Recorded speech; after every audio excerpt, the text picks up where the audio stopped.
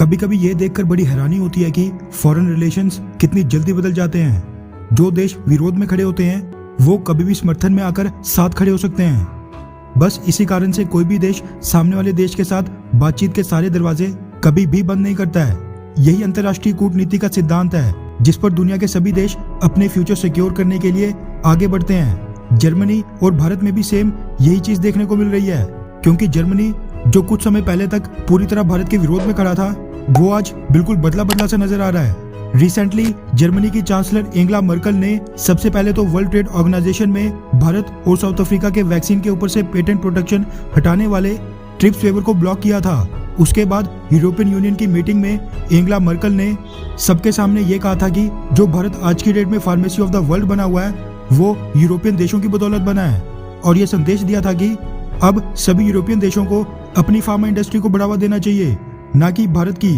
ये दोनों इंसिडेंट्स ऐसे थे जिनके बाद भारत में कई लोग जर्मनी और एंगेला मर्केल के खिलाफ काफी नाराजगी प्रकट कर रहे थे। उसके बाद यूरोपियन कमीशन द्वारा कोविशील्ड को ग्रीन पास में इंक्लूड ना करने के पीछे यही आशंका जताई जाने लगी कि इसके पीछे भी जर्मनी का ही हाथ होगा। लेकिन इन सभी इंसिडेंट्स के बाद पिछले एक हफ्ते में जर्मनी की तरफ से भारत को लेकर कुछ ऐसी अनाउंसमेंट सामने आई है जिनको देखकर ये साफ पता चलता है कि जर्मनी फिलहाल तो भारत से उलझने के मूड में बिल्कुल नहीं है। पिछले हफ्ते जर्मनी ने पर्सनल लेवल पर भारतीय वैक्सीन कोविशील्ड को अप्रूवल दे दिया था, यानी जिन भी भारतीय लोगों ने कोविशील्ड वैक्सीन लगवाई है वो जर्मनी में एंटर कर सकते थे। मगर अब जर्मनी भारत पर और भी ज्यादा मेहरबान हो गया है, क्योंकि जहां कई मिडिल ईस्ट, वेस्टर्न और यूरोपियन देशों ने भारत से आने वाले ट्रैवलर्स पर पूरी तरह बैन लगाया हुआ है, वहां दूसरी तरफ जर्मनी ने भारत के लिए पिछले कल बहुत ही बड़ी घोषणा कर दी है। दरअसल जर्मनी से खबर ये निकल कर आ रही है कि जर्मनी ने ब्रिटेन और बाकी कुछ देशों के साथ साथ भारत से आने वाले ट्रैवलर्स पर लगी पाबंदी पूरी तरह हटा दी है। यानी अब कोई भी भारतीय नागरिक जर्मनी में एंटर कर सकता है, जिसके लिए उसके पास बस एक कोविड-19 की नेगेटिव रिपोर्ट होनी चाहिए, और जर्मनी में एंटर करने के बाद उनको 10 दिन के लिए क्वारंटीन पीरियड में रहना पड़ेगा।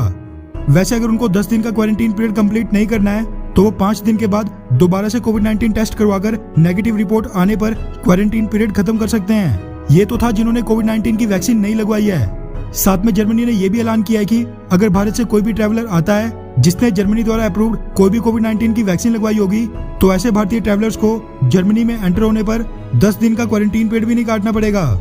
मीडिया रिपोर्ट्स के मुताबिक भारत के साथ साथ ब्रिटेन, नेपाल, रशिया और पुर्तगाल के ट्रैवलर्स के लिए भी जर्मनी ने ऐसे ही रूल्स का ऐलान किया है।